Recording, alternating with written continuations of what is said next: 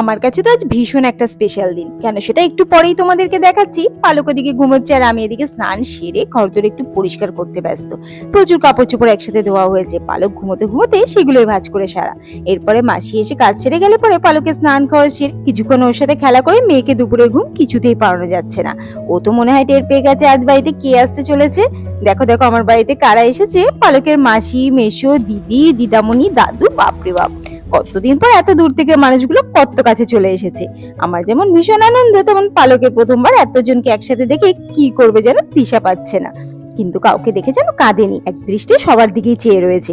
আমার ঘরে আজকে সত্যিই চাঁদের হাট। পালকের তো সবচেয়ে বেশি মজা পুচকি দিদিটাকে পেয়ে। দিদি তো খেলা করছে, দুষ্টু দুষ্টু করছে, আর মেয়ের তো নজর খালি সেটার দিকেই।